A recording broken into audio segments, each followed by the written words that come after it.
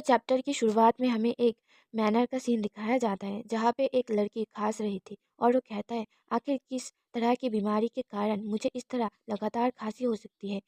Ireland परिवार की सबसे बड़ी बीमार बेटी बेलिन ऑरलैंड, उसके अनफॉर्चून लाइफ उसके माता पिता के द्वारा तय की गई शादी से शुरुआत होती है। विस्काउंट सोबिन की डॉटर के रूप में उसकी माँ बहुत गरीब परिवार से थी और मामले को और भी बदतर बनाने के लिए वो जुए के आदे थी। पैसे के लालच में अंधा होकर उन्होंने अपनी बेटी को बेच दिया और बदले में उसे काउंट आर्लॉन्ड को एक लड़का उत्तराधिकारी प्रदान करना था। और एक सीन में हम देखते हैं एक औरत एक बच्चे को उठा के दिखाते हुए कहता है, माय लॉर्ड, ये एक लड़की है। और वो आदमी कहता है, क्या क्या उसे कोई अंदाज़ा है कि मैंने इसमें कितना पैसा खर्च किया है? और वो मूर्ख एक बेटा भी नहीं दे सकता। और वो औरत कहता है, माय लॉर्ड, और भी इम्पोर्टेंट बात, उसकी तासी सांस नहीं ले रहा है। और बस ऐसे ही मेरी माँ मुझे इस दुनिया में अकेला छोड़ दिया और उस दिन से मैंने ऐसा कुछ नहीं किया जिससे काउंट और लॉन की गिनती कर सकूं। और मेरे साथ मेरे ही घर में गुलामों जैसा व्यवहार किया गया। हालांकि मेरी ट्रेजेडी वास्तव में अब तक शुरू नहीं हुई है। जब कुछ घंटे पहले खांसी के साथ खून आने और बेहोश होने के बाद मैं उठा और अपनी पिछली ज़िंदगी की सारी यादें ताज़ी कर ली। अपने पिछले जीवन में मैं एक यंग वुमेन हुआ करता था जो बेल कहानी पढ़ने की शौकीन थी। बिना किसी असफलता के जिस दिन मेरा पेलिन के शरीर में पुनर्जन्म हुआ, उस दिन मैं एक और बेल नोवेल पढ़ रहा था। और वो कहता है, क्या मैं जो नोवेल पढ़ रहा था उसमें एक कैरेक्टर के रूप में रिकार्नेट हुआ हूँ? इसका मतलब है ये एक नोवेल के भीतर एक पुनर्निर्धारित जीवन है। और वो घबरा के कहता है, लेकिन पिछले 22 साल में मैंने जो भी दुर्भाग्य सहा है उसका क्या? और मेरे अंत तक पहुंचने का सारे स्थान एक डिप्रेसिंग बीएल नोवेल क्यों? और वो कहता है, मैं जानता हूँ कि मैंने बहुत सारे बीएल फिक्शंस पढ़े हैं, लेकिन अभी ये बहुत ज़्यादा है। To pick a single blossom, ये बहुत डिप्रेसिंग बीएल नोवेल है। जोलार्ड लिस्टेंट ओवर ऑब्सेसिंग मेलिड और नीलास चेस्टर उसका पीछा, और जोलार्ड नीलान के पीछे चला जाता है। और कई बार वो नीलान को लेकर एग्रेसिव और पॉजिटिव हो जाता है, जबकि नीलान जोलार्ड से दूर जाना चाहता था। और समय के साथ नीलोर ने भी अपना फेथ को एक्सेप्ट कर लिया। और पूरी स्टोरी उनके जोशीले इतिहास से भरी हुई है। मैं स्पेशली उन सब सीन्स को एंजॉय करता था जब वो सब करते थे। यही कारण है कि नीलॉन ऑब्सेसिव जोलर से दूर भागने की इतनी कोशिश करता है। नीलॉन पूरी साम्राज्य की सबसे खूबसूरत महिला से मिलता है, यानी कि मेरे हाफ सिस्टर एटलीना। और उन दोनों प्रेमियों को मिलाने के लिए जिम्मेदार व्यक्ति कोई और नहीं बल्कि मैं हूँ, एक बैकग्राउंड कैरेक्टर बेलिन। और वो कहता है, मेरा एक प्रिडिक्टेबल मौत होगा। स्टेप 1, बेलिन को उसके पिता द्वारा त्याग दिया जाता है और उसके साथ दुर्व्यवहार किया जाता है। स्टेप 2, इन सबसे बढ़कर वो एक अनजाना बीमारी से बीमार पड़ जाता है। स्टेप 3, उसकी मदद करने के लिए कोई ना होने के और सही इलाज ना होने के वजह से उसका मौत हो जाता है। यही बेलिन का अंत है। और बेलिन के अंतिम संस्कार के दिन नीलन उधर से गुजर रहा था और बेलिन का प्यारा बहन उधर बैठी हुई थी। और नीलन उसे देखकर उसकी तरफ हाथ बढ़ाते हुए कहता है, आपको यहाँ बीच में नहीं बैठना चाहिए। एतलीना उसे देखता है और उसका हाथ पकड़ के उठ जाता है। और बेलिन उन्हें देख रहा था और वो कहता है, इस तरह नीलन को पहली नज़र में एतलीना से प्यार हो जाता है और हमारी कहानी यहाँ से शुरू होता है। और वो कहता है, मेरी मौत कहानी को शुरू करने के लिए बस एक जरिया है। बेलिन को कभी कोई मेमोरी बनाने का मौका ही नहीं मिला। 22 साल तक उसने खुद को साबित करने के लिए हर मुमकिन कोशिश की, इस बात को एहसास किए बिना कि वो सिर्फ एक नोवेल का कैरेक्टर है। और उसे कोई कहता है, क्या तुम ठीक से चल भी नहीं सकते? कितनी बार मुझे तुमसे कहना होगा कि एलिगेंटली और डिग्निटी के साथ चलो। मैंने तुमसे कहा था कि अपने आप को शालीनता से संभालो। और बेलिन गिर जाता है और वो आदमी कहता है, क्या मैंने तुम्हें आज सब परिवार के नाम याद करने के लिए नहीं कहा था? तुम ऐसे दिमाग के साथ कैसे काम कर पाओगे? इसे एक साथ प्राप्त करो बेलिन, या ये हो सकता है कि मैं तुम्हें अस्वीकार करूं। और वो कहता है, यहाँ तक कि जब वो अपने थके हुए शरीर को अपने कमरे तक खींच के रोती थी, तब भी वो चुपचाप रोती थी ताकि कोई शोर ना हो। अंत में उसे कभी भी फैमिली में एक्सेप्ट नहीं किया गया और सही तौर पर वो बात सबसे बड़ी बेटी थी, ना उससे कम ना ज़्यादा। और बेलिन सोचते हुए कहता है, नोबेल में बेलिन की बीमार पड़ने के लगभग 1 साल बाद उसकी मौत हो गई, जिसका मतलब है मेरे पास लगभग 1 साल बचा है। मैं पहले से ही बीमार हूँ, इसलिए मेरी मौत टाली नहीं जा सकती, लेकिन मैं इस कमरे में अपने आप को पैथेटिक मौत नहीं मरने दे सकता। और वो सोचने लगता है, मुझे इस भयानक घर से बचने के लिए क्या करना चाहिए? ऐसा नहीं है कि मैं यहाँ अपना पैसा खुद कमा सकता हूँ और अगर मैं ऐसा कर भी सका तो मेरे साथ बहुत बुरा व्यवहार किया गया। और ये भी नहीं बताया जा सकता कि इंडिपेंडेंट होने के लिए पर्याप्त धन कमाने में कितना समय लगेगा। और वो एक कार्ड को उठा के कहता है, इस केस में सबसे पहली बात मुझे इस घर से बाहर निकालना होगा। और वो सोचता है, मुझे लगता है कि मेरे पास कोई और चॉइस नहीं है, केवल एक ही रास्ता है कि एक अनमैरिड डॉटर कानूनी तौर पर अपने घर से कैसे बच सकती है। और वो कहता है, एंगेजमेंट करनी होगी। एम्पायर लॉ के हिसाब से एक बार सगाई हुई तो परिवार को छोड़ा जा सकता है। जब तक मैं कुछ शर्तों के साथ सगाई की व्यवस्था कर सकता हूँ तो ये ठीक रहेगा। और वो कुछ लिखते हुए कहता है, मुझे आश्चर्य है कि क्या कोई मेरी शर्तों को पूरा करने को तैयार होगा। हालांकि कोई व्यक्ति जो अनमैरिड है और इन्फ्लुएंस फैमिली से है और बिना किसी अटैच के इस एंगेजमेंट के लिए तैयार होगा।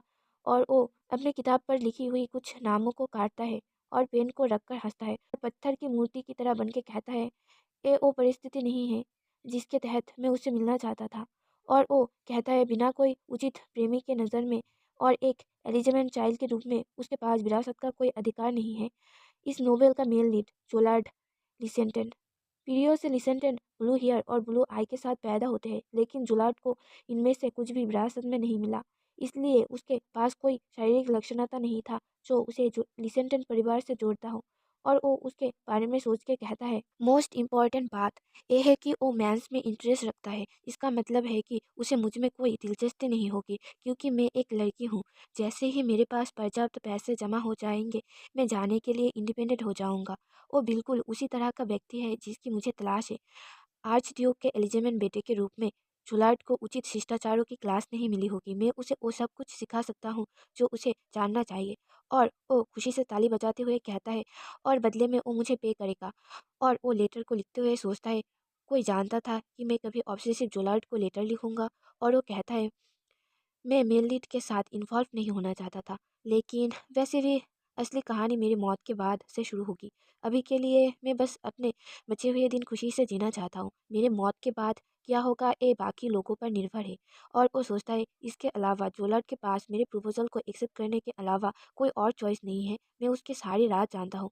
फिर अगले सीन में हम जोलार्ड के मैनर का सीन देखते हैं, जहाँ बटलर दरवाजे को नॉक करता है और वो अंदर आके कहता है, मास्टर जोलार्ड, आपको काउंट ऑरलॉन की सबसे बड़ी बेटी लेडी बेलिन ने एक मैसेज भेजा है। और जोलार्ड कहता है, काउंट ऑरलॉन की बेटी ने मेरे लिए एक मैसेज भेजा है। और वो लेटर को लेते हुए कहता है, चलो देखते हैं।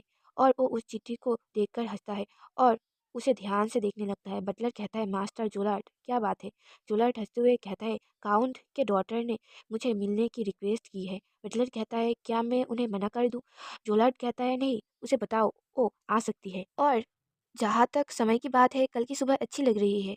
और उस लेटर में लिखा हुआ था, मेरे पास कुछ है जिस पर मैं आपसे बात करना चाहूँगा। मैं आपसे जल्द से जल्द मिलना चाहूँगा। मैं आपके उत्तर का बेसब्री से इंतज़ार करूँगा। और मैं जानता हूँ कि तुम्हारी कमज़ोरी क्या है जोलार्ड। और जोलार्ड हंसते हुए कहता है, वो मेरी कमज़ोरी जानती है। हाँ, कितनी दिलचस्प है। मैं सरप्राइज़ हूँ। वो किस कमज़ोरी की बात कर रही है। और बेलिन बोलता है, 3 बिलिस्टिन भाइयों में से जोलार्ड बिना किसी संदेह के सबसे फेमस था। जोलार्ड के बड़े भाई हमेशा ही उसके इंटेलिजेंस और लुक्स से जेलस थे। और हम एक सीन में देखते हैं जहाँ उसके भाई उसके बारे में उल्टा सीधा बात कर रहे थे। और वो कहते हैं, मुझे विश्वास नहीं हो रहा, आज भी इनविटेशंस आए हैं, मैं इन सब को जला दूंगा। सब लोग सिर्फ उसके लुक्स के वजह से उसे पसंद करते हैं। वो कहता है, वो फैमिली की वजह से पार्टियों में जाता है, लेकिन मुझे यकीन है इसके पीछे उसका कोई और मकसद है। और वो उन सब लेटर्स को फाड़ के आग में जला देते हैं। और जोलार्ड पीछे से खड़े होकर ये सब देख रहा था। और वो वह आग के पास जाता है और उसे देखने लगता है। और वो सोचता है, मुझे विश्वास नहीं हो रहा, मुझे जो लेटर भेजे गए थे उन्होंने उसे जला दिया। और बेलिन कहता है, आज ड्यूक लिसेंटन के नाजायज बेटे के रूप में जन्म होने के बाद से जुलार्ड को अपने भाइयों के द्वारा दी गई बहुत तिरस्कार सहना पड़ा। इस वजह से उसे जीवित रहने का रास्ता ढूंढना पड़ा। और वो खुद को साबित करने के कोशिश में बहुत ज़्यादा ऑब्सेसिव बन गया। अपने सुंदर चेहरे और स्पष्ट बोलने की टैलेंट से दूसरों को अपनी ओर आकर्षित करने की उसके पास असाधारण प्रतिभा थी। इसलिए जिन नोवेल फैमिलीज में उसने भाग लिया वह जल्दी ही उन्होंने वे बिजनेस पार्टनर्स बन गए। यही कारण था कि सब बड़ी बड़ी फैमिलीज उसके प्रति सहानुभूति रखती थी। जुलट चेयर के नीचे एक लेटर को पड़ा हुआ देखता है और उसे उठा के देखते हुए सोचता है, ड्यूक एडलिवियन, ड्यूक का ही इनविटेशन बचा है। और वो मन में कहता है, इसमें केवल विवाहित या सगाई कर चुके नोवेल्स को ही उनकी पार्टियों में शामिल होने की अनुमति है और वो सोचता है एक फियोंसे इतने कम समय में मुझे फियोंसे कहाँ मिलेगा। लेकिन अगर मैं इस पार्टी में शामिल हो पाता तो मैं अपना प्रॉफिट बढ़ाने में सफल हो जाऊंगा। बहुत सोचने के बाद उसने फैसला किया कि वो एक ऐसे औरत के साथ पार्टी में जाएंगे जो उसका फियोंसे होने का नाटक करेगा। और एक लड़की कहता है क्या हम मिले हैं, और जोलट कहता है ओ शायद कुछ साल पहले, और वो लड़की कहता है ओ 2 साल पहले। जोलट सहम जाता है और वो पार्टी में मौजूद लोगों को समझाने लगता है और वहाँ मौजूद लोग उसके बारे में उल्टा सीधा बातें करने लगते हैं। फिर वो काउंट से माफ़ी मांगने भी गया था लेकिन उसे अंदर नहीं आने दिया गया। इसके तुरंत बाद जोलाइट का बिजनेस डूब गया था क्योंकि उसके पार्टनर का उस पर भरोसा नहीं रहा। इसी कारण से वो एक जगह पर बैठकर बहुत ज़्यादा ड्रिंक कर रहा था। तभी उसके सामने नीलोन आकर कहता है एक्सक्यूज़ मी, तुम्हें देखकर लग रहा है तुम बहुत ड्रंक हो, क्या तुम ठीक हो? और वो हंसते हुए कहता है मैं तुम्हें बहुत समय से देख रहा हूँ, प्लीज़ इसे गलत तरीके से ना लेना, मेरा स्टोर बिल्कुल सड़क के सामने ही है। और उसे एक फ्रूट देते हुए कहता है तुम्हें ये अजीब लग सकता है लेकिन मैं तुम्हें ये देना चाहता था, ये हैंगओवर के लिए अच्छा है, इसे लो। और जुलाइट उससे वो ले लेता है। उस दिन और नीलोन से पहली बार मिला जिस दिन उसकी दुनिया पूरी तरह से उजड़ गई थी। नोवेल के हिसाब से जोलार्ड का अतीत काफ़ी डिप्रेसिंग था, लेकिन मेरे पास उसकी कमजोरी का फ़ायदा उठाने के अलावा कोई चॉइस नहीं है। फिर हमें वानविक बात का सीन देखते हैं। बेलिन मैनर में आकर रोते हुए सोचता है मैं उसके रिप्लाई आने का इंतज़ार कर रहा था, आखिरकार वो आ गया। और वो स्माइल करते हुए सोचता है ड्यूक एडलिवियन की पार्टी का धन्यवाद। जोलार्ड मेरे ऑफर को डिक्लाइन करने की पोजीशन में नहीं है और वो घबराते हुए सोचता है मैं अब पीछे नहीं हट सकता, लेकिन मैं उससे मिलने के लिए बहुत ज़्यादा नर्वस हूँ। और वो टी कप को रखते हुए सोचता है और इससे भी अधिक ये मीटिंग अच्छी होनी चाहिए। और वो खांसने लगता है और वो सोचता है मुझे पहले से ही और खांसी की दवा ले लेनी चाहिए थी। तभी बटलर कहता है लेडी वेलेन मास्टर जोलर्ट आ रहे हैं। और जोलर्ट वहाँ आने लगता है। जोलर्ट को देखकर बेलिन का दिल जोर से धड़कने लगता है और वो खड़ा होते हुए सोचता है इससे बाहर निकलो, उसके लुक्स को देखकर उस पर फिदा होने का समय नहीं है, मुझे शांत होने की ज़रूरत है जैसा नोवेल की बेलिन होती। और वो करते हुए कहता है आपसे मिलकर अच्छा लगा, मैं बेलिन अर्लॉन्ड हूँ, काउंट अर्लॉन्ड की बेटी। और जोलर्ट बैठते हुए कहता है मैं इस बात पे चौंक गया कि आप मुझसे मिलने का रिक्वेस्ट किए। बेलिन कहता है मैं आपको सरप्राइज करने के लिए माफ़ी चाहता हूँ। और वो मन में सोचता है थैंकफुली उसे कुछ सस्पिशियस नहीं लगा। फिर बेलिन कहता है कुछ ऐसा है जिसके बारे में मैं आपसे पर्सनली बात करना चाहता था। जोला चाय पीते हुए सोचता है ये लड़की क्या कह रही है। बेलिन कहता है मैं तुम्हारी फियोंसे बनना चाहूँगी। और वो कहता है मेरा मतलब है मैं हम दोनों के बीच एक कॉन्ट्रैक्ट एंगेजमेंट करना चाहता हूँ। उसकी ऐसी बात सुनकर जोलट सोचता है क्या उसने नहीं कहा था कि वो मेरी कमज़ोरी जानती है, लेकिन बीच में ये एंगेजमेंट की बात कहाँ से आई। और वो कन्फ्यूज़ होकर कहता है इसका मतलब क्या है, आज से पहले तो हम कभी भी नहीं मिले हैं। बेलिन हंसते हुए कहता है हाँ। और वो सोचता है उसके चेहरे का एक्सप्रेशन देखो, मैं नहीं जानता था कि वो इतना प्यारा होगा। जोलट कहता है और आप कह रहे हैं कि आपने लेटर में जो लिखा है उसके कारण से मुझे आपका ऑफ़र एक्सेप्ट कर लेना चाहिए। बिलिन कहता है दैट्स राइट। और वो हंसते हुए कहता है मैं जानता हूँ कि आप अभी भी बंद अलमारी में हैं और एकमात्र मैं ही वो पर्सन हूँ जो आपका फियोंसे का भूमिका पूरी तरह से निभा सकता हूँ। और वो सोचता है अलमारी लेकिन कहाँ। और वो कहता है क्या आपने वो रिडिकुलस रूमर सुनी है। बेलिन सोचता है मैंने ऐसा ही होगा सोचा था। और वो सोचता है जोलार्ड एक्सट्रीमली प्राउड वाले व्यक्ति हैं, उसने कभी भी ये स्वीकार नहीं किया है कि वो खुद से कुछ कर रहा है, कभी भी नहीं। उसने नीलोन को रखा स्ट्रिक्ट रेस्ट्रिक्शन के नीचे जबकि वो उसके साथ अपनी बात कर रहा था। किसी को उसके सीक्रेट डिज़ायर के बारे में पता नहीं चलेगा। बेलिन उसकी तरफ देखता है, वो चाय को कप में डाल रहा था। वो उसके हाथों को देखकर सोचता है ये हाथ कैसे एक ऑब्सेसिव मैन के हो सकते हैं, ये तो कितने सॉफ्ट और पीटी है। लेकिन उसकी हाथ नीलोन के साथ हर तरह की चीज़ें की। तभी जोलार्ड कहता है लेडी बेलिन आपका क्या मतलब है बंद कमरे में। बेलिन कहता है ऐसा लगता है जैसे तुम्हें पता ही नहीं है कि मैं किस बारे में बात कर रहा हूँ, ये सिर्फ अफवाह रही होगी, लेकिन इससे कोई फ़र्क नहीं पड़ता। और वो स्माइल करते हुए कहता है आपको अभी भी किसी से एंगेज करने की ज़रूरत है क्योंकि यही एकमात्र तरीका है जिससे आप एक अनमेरिड व्यक्ति के रूप में ड्यूक एडलिवियन की पार्टी में शामिल हो सकते हैं, अगर आप आपके फियोंसे को लाते हैं तो। और वो कहता है क्या मैं सही हूँ, आप उसकी किसी पार्टी में शामिल होने के लिए काफ़ी समय से रास्ता खोज रहे हैं। जोलार्ड सोचता है वो उस लेटर में क्या लिखा था वो कैसे जानती है जो मैं इन दिनों ही पाया था। इसका मतलब है मेरे पर्सनल सर्वेंट ही मुझे बिट्रे कर रहे हैं। उसका एक अलग सोर्स होना चाहिए। और बेलिन कहता है, जैसे कि आप जानते हैं कि मैं काउंट अर्लॉन की बेटी हूँ। मुझसे एंगेजमेंट करने से आपको न केवल ड्यूक एडेलिवियन की पार्टी में पहुंच मिलेगी बल्कि इंपीरियल बॉल के लिए भी। हमारी एग्रीमेंट के तौर पर मैं तुम्हारी फियांसे होने का प्रिटेंड करूँगा और आपको शिष्टाचार और कल्चर के बारे में सब कुछ सिखाऊंगा। और इसके बदले में आप मुझे रिजनेबल अमाउंट का मनी पे करना और मुझे रिस्पेक्ट देना। और जब हमारी एग्रीमेंट ख़त्म हो जाएगी तो हम अपने अपने रास्ते पर जा सकते हैं। फिर जोलाट कहता है, आप जो कह रही है मैं वो सब कुछ समझ रही हूँ, लेकिन आप इस सौदे से वास्तव में क्या पाने की उम्मीद कर रहे हैं? स्थितियाँ बिल्कुल आपके पक्ष में नहीं लग रही हैं। बिली सोचता है, ओ बिल्कुल वैसे ही एक्सप्रेशन दे रहा है जैसे कि मैंने सोचा था कि वो करेगा। अगर मैं उसे सच बताऊंगा तो वो केवल यही सोचेगा कि मैं एक पागल हूँ, लेकिन मैं पहले से ही आंसर के साथ तैयार हूँ। और वो कहता है, अभी मुझे पैसे और रहने के लिए एक सेफ प्लेस की ज़रूरत है। जोलट कंफ्यूज होते हुए कहता है, आपका मतलब आर्लॉन स्टेट से बाहर? और बेलिन कहता है, सच कहूँ तो मैं काफ़ी बीमार हूँ। ये एक सीरियस बीमारी है, लेकिन मैं अभी भी अपनी डेली लाइफ जीने में सक्षम हूँ। हालांकि अगर ये बात बाहर आई कि अर्लॉन फैमिली में कोई बीमार है तो इससे केवल समस्या ही पैदा होंगी, खासतौर पर अगर वो और कोई नहीं बल्कि काउंट की बेटी हो। और जोला सोचता है, ये यंग लेडी बीमार है। और बेलिन कहता है, मैं अपने फादर और फैमिली के ऊपर बर्डन नहीं बनना चाहता, इसलिए मुझे कोई ऐसी जगह चाहिए जहाँ मैं रह सकूँ। और यही मुझे यहाँ आपके पास लाया है। और वो सोचता है, उसके लिए मुझ पर विश्वास करने के लिए इतना काफ़ी होना चाहिए। और जोलर सोचता है, उसकी अपने फैमिली के प्रति कर्तव्य की भावना और किसी से पीछे नहीं है। वेल, उसकी बीमारी अभी इम्पोर्टेंट नहीं है। अगर इसका मतलब ये है कि मैं ड्यूक एडलिवियन की पार्टी में शामिल हो सकता हूँ तो। और बेलिन सोचता है, गुड जोलार्ड, लगता है कि वो इस बारे में सोच रहा है, सिर्फ हाँ कहो। और जोलार्ड सोचता है, अगर मैं उसका ऑफ़र एक्सेप्ट नहीं करूँगा तो मैं स्टूपिड होऊंगा।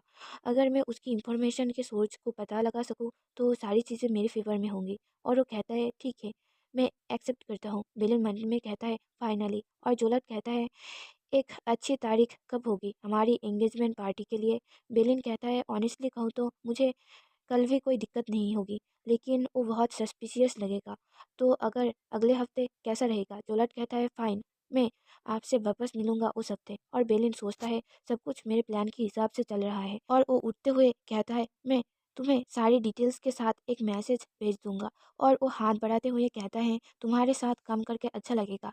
आप अपना बिजनेस बढ़ाने के लिए मेरा यूज़ करना और मैं इंडिपेंडेंट होने के लिए आपके मनी का यूज़ करूँगा। और वो दोनों हाथ मिलाते हैं। और बेलिन हंसते हुए कहता है, और चिंता मत करो, मैं तुम्हारी सिगरेट को लेकर सीधा ग्रेव है। और हमें 1 वीक बाद एंगेजमेंट का दिन दिखाया जाता है। बेलिन कहती है, जोलार्ड और मैंने एक सिंपल और प्राइवेट एंगेजमेंट सेरेमनी रखा है। और बेलिन खुद से ही कहती है, गुड, मेरा प्लान बहुत दूर तक आ चुका है, अब मैं अपने घर से भाग सकता हूँ बाद में। और वो फूलों के गुलदस्ते को देखते हुए कहती है, मैं सरप्राइज नहीं हूँ, लेकिन। और वो फूलों को टच करते हुए कहती है, फादर मेरे एंगेजमेंट को लेकर बिल्कुल भी केयरलेस नहीं है। उन्होंने बस मुझे इतना बताया कि मैं जैसा चाहूँ वैसा कर सकता हूँ। जोलर से मिलने के बाद मैंने अपने फादर को सब बताया और उसके फादर कुकीज को खाते हुए कहते हैं, तुम आर्च ड्यूक लिएस्टियन के थर्ड सन के साथ एंगेजमेंट करोगे? खैर, मुझे लगता है कि वैसे ग्रैंड फैमिलीज के साथ संबंध रखने में कोई दिक्कत नहीं है, जैसा तुम चाहते हो वैसा करो। हालांकि ये बताया नहीं जा सकता कि वो तुम्हारे साथ कितने समय तक रहेंगे। और बेलिन शांत होकर बस ये सब सुन रही थी। और प्रेजेंट में वो अपना सर पकड़ के कहती है, 22 सालों तक आपके साथ रहने के कारण मैं सच में एक सेंट बन चुकी हूँ फादर। अगर मैं लिएस्टियन फैमिली में मैरी कर लूँ। और वो खुद को आईने में देखते हुए कहती है, तो काउंट के पास कोई लीजिटमेट डॉटर नहीं होगी। और वो मन में कहती है, इंपीरियल लॉ के हिसाब से अगर फैमिली में कोई लीजिटमेट डॉटर नहीं है तो विवाह से पैदा हुई बेटी उन अधिकारों को ले सकती है और तब जाकर काउंट की मिस्ट्रेस एक काउंटेस बन सकता है। और वो कहती है, और एटलीना फैमिली का फेवरेट फाइनली नोवेलिटी की लेसन्स रिसीव कर सकेगी, तब मुझे आसपास रखने की कोई ज़रूरत नहीं होगी। अच्छा है, उससे क्या, मैं भी उनसे थक गया हूँ। और हम एंगेजमेंट हॉल का सीन देखते हैं जहाँ जोलार्ड बेलिन की तरफ हाथ बढ़ाते हुए कहता है, तो क्या हम चले? बेलिन अपने आंखें बंद करके सोचती है, अब से मुझे सावधान रहना होगा। और वो जोलार्ड के हाथों को पकड़ के कहती है, हाँ चलो चलते हैं। और वो दोनों एंगेजमेंट हॉल में एंटर करते हैं। और बेलिन मन में कहती है, अब से मैं तुम्हारा प्रॉपर यूज करूंगा। और प्रीस्ट कहते हैं, मैं ये अनाउंस करता हूँ कि ये दोनों ब्लेस्ड पीपल अब से ऑफिशियली एंगेज्ड है। और वहाँ पे मौजूद सभी लोग तालियां बजाने लगते हैं। और बेलिन मन में कहती है, और यही हमारी कॉन्ट्रैक्ट एंगेजमेंट एंगेजमेंट की शुरुआत है जो पूरी तरह से एक दूसरे के बेनिफिट पर आधारित है। फिर हमारा सीन शिफ्ट होता है गैरेज की तरफ, जहाँ पे बेलिन जोलार्ड के फादर के साथ बैठी हुई थी और वो मन में जोलार्ड को गाली देते हुए पीटने लगती है इस सिचुएशन के लिए। और हमें जोलार्ड के पिता के बारे में बहुत कुछ बताया जाता है जो उतनी इम्पोर्टेंट नहीं है। जोलार्ड के फादर कहते हैं कुछ ऐसा है जो मैं चाहता हूँ कि तुम जानो। बेलिन कहती है हाँ बिल्कुल योर हाइनेस। जोलार्ड के फादर कहते हैं ये अच्छा रहेगा कि तुम एज्यूम करो कि ये एंगेजमेंट ज्यादा देर तक नहीं चलेगा और यहाँ कोई रीजन नहीं है कि मैं तुम्हें जानने की कोशिश करूँ। बेलिन मन में सोचती है जोलार्ड ने शायद काफी मेहनत की होगी अपने फादर को मनाने में इस एंगेजमेंट के लिए, और वो बहुत सारे बातें बताते हैं एनेक्स में रहने के लिए। बेलिन मन में कहती है मैं इससे भी खराब परिस्थितियों से डील कर चुकी हूँ। और वो कहती है हाँ मैं समझ गया योर हाइनेस। जोलार्ड का फादर उसे देखते हुए कहते हैं क्यों आयरलैंड फैमिली ही क्यों, इतने सारे फैमिलीज में से। उन्हें ऐसे देखकर बेलिन सोचती है ऐसा लगता है कि वो मेरे फैमिली को किसी वजह से उतना अच्छा नहीं समझते। नोवेल में तो इसके बारे में कुछ भी नहीं बताया गया था, शायद कुछ ऐसा है जो मैं नहीं जानता। और वो बाहर देखते हुए सोचती है वैसे भी मेरी प्लान अच्छे से चल रहा है। और वो खुश होते हुए सोचती है सब कुछ ठीक रहेगा, मैं अपने घर से बाहर निकल चुकी हूँ और एक बार जोलार्ड मुझे पे करेगा तो मैं वो सब कुछ कर पाऊंगा जो मैं करना चाहता हूँ। मैं यहाँ से 1 साल के अंदर चला जाऊंगा लेकिन। और वो कैरेज से नीचे उतरते हुए कहती है ये मेरी नई शुरुआत है। फिर हमारा सीन शिफ्ट होता है जहाँ पे जोलार्ड कहता है क्या हम हमारे एग्रीमेंट के कंडीशन को शुरू करें और पेपर्स पर साइन करें। बेलिन कहती है हाँ शुरू करते हैं। और वो जोलार्ड को देखते हुए सोचती है जो अर्जेंट मैटर वो मुझसे डिस्कस करना चाहता था जैसे ही हमारे एंगेजमेंट सेरेमनी खत्म हुई वो और कुछ भी नहीं, हमारी कॉन्ट्रैक्ट। और जोलार्ड कहता है हमारा कॉन्ट्रैक्ट 2 सालों के लिए रहेगा। और वो सोचती है मैं अभी 22 साल की हूँ लेकिन बेलिन 23 साल में ही मारी गई थी ओरिजिनल नोवेल में, तो इसका मतलब है नोवेल का ओरिजिनल प्लॉट 2 या 3 सालों के अंदर शुरू होने वाला है। मैं टाइम को वेस्ट नहीं कर सकती। और जोलार्ड कॉन्ट्रैक्ट को पढ़ने लगता है। लिएस्ट्रियन के थर्सॉन को सम्मान और सुरक्षा की गारंटी देनी होगी। और वो बेलिन से कहता है सेफ्टी से तुम्हारा असल में क्या मतलब है। बेलिन कहती है बेशक एक्सटर्नल फैक्टर से सुरक्षा, फॉर एग्जाम्पल मेरे ऊपर तुम्हारे बॉय, मेरा मतलब तुम्हारे लवर के द्वारा हमला हो जाए या कुछ ऐसा ही। और वो मन में सोचती है असल में ये मुझे प्रोटेक्ट करने के लिए है ऑरलैंड फैमिली के किसी भी थ्रेट से। और जोलार्ड आगे बढ़ता है तुम्हारे इलनेस को हटाना। बेलिन कहती है मैं इसका ख्याल खुद रख लूंगी तो तुम्हें इसकी चिंता करने की जरूरत नहीं है। जोलार्ड कहता है ऑल राइट, तो मैं तुम्हें प्रॉमिस करता हूँ कि मैं तुम्हें सेफ्टी प्रोवाइड करूंगा और तुम्हें रिस्पेक्ट के साथ ट्रीट करूंगा। बेलिन कहती है इसके लिए शुक्रिया। और हमारे लेसन के लिए मुझे लगता है 400 गोल्ड ऑस्ट्रल्स इसके लिए सही रहेगा। और वो खुश होते हुए कहती है और कॉन्ट्रैक्ट के हिसाब से ये सब कुछ सीक्रेटली होने वाला है, मुझे कोई हेल्पर के बिना खुद से ही तैयारियां करनी होगी तो इसलिए हमारी लेसन का फीस थोड़ा सा ज़्यादा है। जोलार्ड कुछ सोचते हुए कहता है तो मैं तुम्हें 700 गोल्ड ऑस्ट्रल्स पर क्लास और सब्जेक्ट के लिए दूंगा। ये सुनकर तो बेलिन सोचती है तो यही मतलब है ऑब्सेसिव मेनलिट के ऑरा का। और जोलार्ड कहता है अगर तुम इसमें कुछ और ऐड करना चाहो तो कर सकते हो। बेलिन कहती है नहीं यही सब कुछ है जो मुझे चाहिए। और वो जोलार्ड को देखते हुए सोचती है ये एंगेजमेंट हम दोनों की बेनिफिट के ऊपर बनी है, इसलिए मैं इस एंगेजमेंट से वो सब कुछ लेने वाला हूँ जितना मैं ले सकती हूँ। जोलार्ड कहता है तो अब मैं तुम्हें मेरी कंडीशन बताता हूँ, तुम्हें यहाँ एनेक्स में मेरे साथ रहना होगा और तुम स्पेशल परमिशन के बिना मेन कैसल में एंटर नहीं कर सकते। बेलिन सोचती है ये वही सब कुछ है जो मुझे आर्च ड्यूक ने पहले बताया था। और जोलार्ड कहता है तुम एनेक्स के स्टाफ को मैनेज करने के लिए फ्री हो लेकिन ये सब कुछ मेन कैसल में अप्लाई नहीं होंगे। ये सब कुछ सुनकर बेलिन मन में सोचती है सो बेसिकली मैं इस एनेक्स में एक होस्टेस की तरह हूँ। और जोलार्ड कहता है और आखिर में सबसे इम्पोर्टेंट कंडीशन, हमें एग्री करना होगा कि हम एक दूसरे के पर्सनल लाइफ में इंटरफेयर नहीं करेंगे अगर कोई बहुत ज़्यादा इम्पोर्टेंट मैटर ना हो। और बेलिन पेपर से अपना मुंह छुपा के हंसते हुए बोलती है हाँ हाँ बिल्कुल बिल्कुल। और जोलार्ड अपना गला साफ करके कहता है इवन एक लवर या इससे जुड़ी किसी भी चीज़। बेलिन धीरे से कहती है लवर, और वो मन में सोचती है क्या उसने अभी लवर कहा। वेट ए मिनट, मुझे यकीन है कि नोवेल में नीलॉन ही उसका पहला था, तो क्या इसका ये मतलब है कि वो पहले से ही किसी को देख रहा है। और वो इमेजिन करता है कि जोलार्ड उसके बॉयफ्रेंड के साथ उसे इंट्रोड्यूस कराता है, उसका बॉयफ्रेंड उसे क्रीपी वे में घूरने लगता है। बेलिन मन में कहता है मैं तुम्हें बता रहा हूँ मैं तुम्हारे लवर में बिल्कुल भी इंटरेस्टेड नहीं हूँ। और वो जब उससे कुछ पूछने उसके बेडरूम में जाएगी तो उन्हें कुछ इस तरह से देखना पड़ेगा। और वो मन में कहती है तो इस टाइप के चीज़ें होने वाले हैं। और वो खुद को संभालते हुए सोचती है, ऐसा लगता है कि उसका फियांसे बनना थोड़ा सा प्रॉब्लमेटिक है। दूसरे लोग हमेशा हमारे ऊपर नज़र रखेंगे और ऐसा कोई रास्ता नहीं है कि जोलार्ड ने किसी को बताया होगा उसके सेक्सुअलिटी के बारे में। आखिरकार वो क्या सोच रहा है? और वो पूछती है, सो तुम ये बता रहे हो कि तुम्हारा अभी एक लवर है? जोलार्ड कहता है, नहीं, मुझे पता है कि एक कंडीशन थोड़ा सा डिफरेंट है। तुम्हारे हिसाब से ये एक परफेक्ट कॉन्ट्रेक्चुअल एंगेजमेंट है, लेकिन ये एक बिजनेस रिलेशनशिप भी है। तो यहाँ कोई रीज़न नहीं है कि हम एक दूसरे से कोई फीलिंग्स या अफेक्शन की उम्मीद करें। और अभी मेरा कोई लवर नहीं है, लेकिन हम नहीं जानते कि कल क्या होगा। मैं ये सब बस इसलिए बता रहा हूँ क्योंकि मुझे लगता है कि हमें इस बात को ध्यान में रखना चाहिए कि इस समझौते से हम कैसे ज़्यादा प्रॉफिट कर सकते हैं, जिससे अगले 2 साल बहुत आसान होंगे हमारे लिए। बेलिन सोचती है, अगर ये रीज़न है तो, और वो हंसते हुए कहती है, ठीक है, मुझे तुम्हारी शर्तें मंजूर है। और वो डेविल की तरह हंसते हुए मन में कहती है, जब तक मैं पकड़ा ना जाऊँ इस क्रॉस फायर में, तब तक जो कुछ भी हो जाए मुझे कोई फ़र्क नहीं पड़ता। फिर हमें 1 हफ्ते बाद का सीन दिखाया जाता है। बटलर बेलिन को बुलाता है। बेलिन बटलर को अंदर आने के लिए बोलती है और कहती है, मुझे लगता है अब जोलार्ड का शेड्यूल फाइनलाइज हो जाएगा। बटलर उसे जोलार्ड का शेड्यूल देते हुए कहता है, हाँ, ऐसा ही लगता है। वैसे भी मुझे डर है कि इस हफ्ते के लिए यही एक शेड्यूल है, पिछले काफ़ी महीनों के बजाय, जैसा आपने रिक्वेस्ट किया था। बेलिन कहती है, लेकिन ऐसा क्यों है? क्या मैं पूछ सकती हूँ? और वो सोचती है, ये मेरे लिए इजी रहेगा कि मैं आइडिया कर लूँ कि मैं कितना मेकिंग कर सकता हूँ अगर मैं सब कुछ कैलकुलेट करूँ मंथली बेसिक्स के हिसाब से। बटलर कहता है, आमतौर पर एंड में हमें बहुत सारे एडजस्टमेंट करने पड़ते हैं, इसके लिए मैं माफ़ी चाहती हूँ। बेलिन पेपर को नीचे रखते हुए कहती है, क्या उसका शेड्यूल अक्सर बदलता रहता है? बटलर कहता है, हाँ। बेलिन मन में कहती है, टाइम इज़ मनी, स्पेशली जब वो बिजनेस से आता है। और वो सीरियस होकर सोचती है, मैं श्योर हूँ कि ये इसलिए है क्योंकि वो इलिजिबेट चाइल्ड है, लेकिन मैं ऐसा होने नहीं दे सकती, मेरे भी प्लान्स हैं। और वो कहती है, मैं समझ गई, तो क्या कोई ऐसा तरीका है जिससे एट लास्ट हम हमारे क्लास के टाइम को फिक्स कर सके?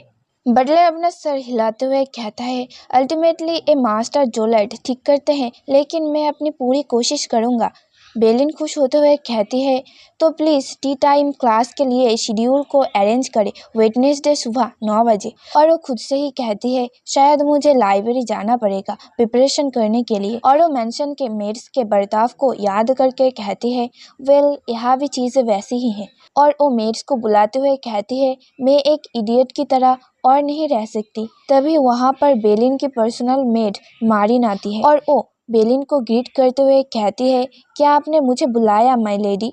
बेलिन उसे देखकर सोचती है, इवन जैसे उसने मुझे ग्रीट किया वो टोटली डिफरेंट है मेरे घर से। मेरा मानना है कि उसने पहले कहा था कि उसका नाम मारिन है।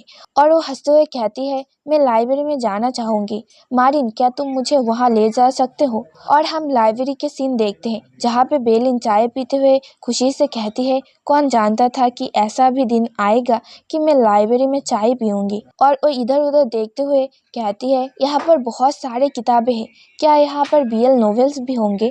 मुझे बाद में देखना पड़ेगा। और वो मोटिवेट होते हुए कहती है, सबसे पहले चलो लेसन प्लान की तैयारी करते हैं। और वो सोचती है, स्टैंडर्ड टी टाइम मैनर्स शायद इनफ होंगे उन सब लोगों को सेटिस्फाई करने के लिए जिनके साथ जोलार्ड डील करता है। वो सब लोग केवल कमियां निकालने के लिए आते हैं, इसलिए किताबी बातें करने से उन्हें मौका मिलेगा कि वो जोलार्ड को ओल्ड फैशन का कह सके। और वो एक्साइटेड होते हुए कहती है, वो मेरा पहला स्टूडेंट है, मैं उसे फेलियर बनने नहीं दे सकती। और वो बड़े ध्यान से काम करने लगती है और वो कुछ देर बाद अंगड़ाई लेते हुए कहती है, मुझे लगता है इतना काफ़ी होगा। और वो कुछ सोचते हुए कहती है, अब मैं जब इसके बारे में सोचता हूँ तो अगर जोलार्ड मेरे सिखाए गए टी टाइम मैनर्स से कोई डील साइन करता है तो मैं उसे मुझे एक ऑफिशियल इंस्ट्रक्टर के रूप में प्रमोट करने कहूँगा एज ए रिवार्ड। और वो खुश होते हुए कहती है, तब मैं बहुत सारे पैसे कमा पाऊंगी अगर मेरा हेल्थ साथ दे तो। और तभी उसे कुछ याद आता है और वो कहती है, हाँ, वेट अ मिनट, मैं अगर इसके बारे में सोचूं तो मैंने आज पूरा दिन खांसा नहीं है। और वो मन में कहती है, मुझे हमेशा वो दर्दनाक चेस्ट पेन होता है जब भी मैं खांसता हूँ। शायद मैं ठीक हो रहा हूँ। तभी उसे खांसी आने लगती है और उसके मुंह से ब्लड आने लगता है। तभी वहाँ पर जोलार्ड आता है और वो बेलिन को ऐसे देखकर घबरा के बेलिन को बुलाता है। और हम कुछ समय पहले का सीन देखते हैं जहाँ जोलार्ड लाइब्रेरी की तरफ आते हुए सोचता है, मुझे यकीन नहीं हो रहा, मैं उस लेटर को लाइब्रेरी में ही छोड़ दिया, और वो भी ऐसे समय पर। तभी वो बेलिन को लाइब्रेरी में देखता है और सोचता है, मैंने जैसा एक्सपेक्ट किया था वो उससे बहुत ज़्यादा मेहनत कर रही है। मेरे पहले इम्प्रेशन में मैंने ऐसा सोचा था कि वो एक ऐसी लड़की है जो हार्डशिप के बारे में कुछ भी नहीं जानती, बिल्कुल एक ग्रीन हाउस के प्लांट की तरह। इससे मुझे याद आया कि उसने कहा था कि वो हमारे क्लास के टाइम को फिक्स करना चाहती है। मुझे लगता है वो हमारे कॉन्ट्रेक्चुअल एंगेजमेंट को लेकर बहुत ज़्यादा सिंसियर है। और वो दरवाजे के बाहर खड़े होकर सोचता है, जबकि मैं यहाँ हूँ, मुझे शायद बातचीत शुरू करनी चाहिए। तभी वो खांसने की आवाज़ को सुनता है और वो देखता है कि फ्लोर पर खून गिरा हुआ है और वो दौड़कर बेलिन की तरफ जाने लगता है।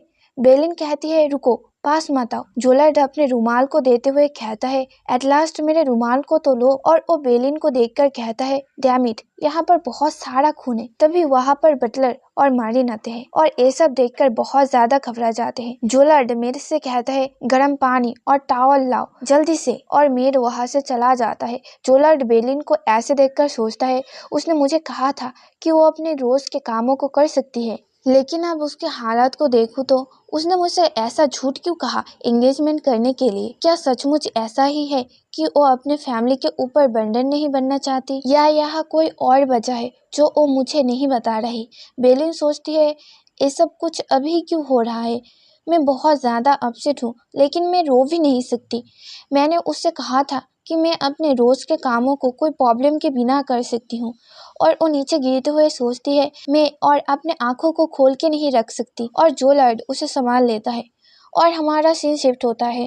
बेलिन अपने आँखों को खोलती है और बैठकर अपना सर पकड़ के सोचती है, मैं शायद बेहोश हो गई थी। तभी जोलार्ड चिंता करते हुए पूछता है, बेलिन, क्या तुम ठीक हो? जोलार्ड को ऐसे देखकर बेलिन का दिल जोरों से धड़कने लगता है और वो सोचती है, क्या वो मुझे फिर से बेहोश करना चाहता है? जोलार्ड बेलिन के हाथों को पकड़ के कहता है, क्या हुआ? क्या तुम्हारे हार्ट में कोई प्रॉब्लम है? बेलिन अपने हाथों को देखते हुए कहती है, नहीं, मैं ठीक हूँ, लेकिन क्या तुम मेरे हाथों को जाने दोगे? और वो मन में कहती है, तो उसका हाथ ऐसा फील होता है। जोलार्ड शर्मा के उसके हाथों को छोड़ते हुए कहता है, मुझे माफ़ करना। बेलिन सोचती है, मैंने उससे कहा था कि मैं चीज़ों को अपने आप मैनेज कर लूँगी, लेकिन मैं ऑलरेडी एक बार बेहोश हो चुकी हूँ।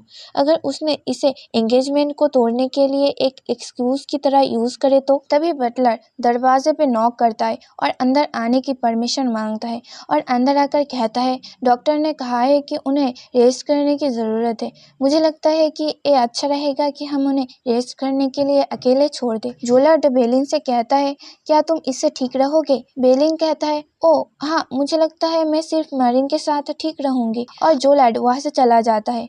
और ऐसे ही 2 दिनों की बेड रेस्ट के बाद फाइनली जोलार्ड और बेलिन का पहला क्लास का दिन आता है। बेलिन अपने आप को शीशे में देखकर सोचती है, वो सारे मेडिसिन जो मैं अपने घर में लेती थी वो सब मुझे बिल्कुल भी अच्छा फील नहीं करवाते थे, लेकिन जो मेडिसिन मुझे यहाँ प्रिस्क्राइब किया गया वो सच में एक चार्म की तरह काम कर रहा है। और वो शाय करते हुए कहती है, लेकिन फिर भी डॉक्टर मेरे डिजीज को आइडेंटिफाई नहीं कर पाए। और वो मोटिवेट होते हुए कहती है, एट लास्ट मैं और नहीं खांसूंगी। खुद के ऊपर सॉरी फील करने की समय नहीं है। और वो खुश होते हुए कहती है, आज हमारा पहला क्लास है। और हम देखते हैं बेलिन मारिन के साथ लाइब्रेरी के दरवाजे के बाहर खड़ी हुई थी और वो दरवाजे को नॉक करती है।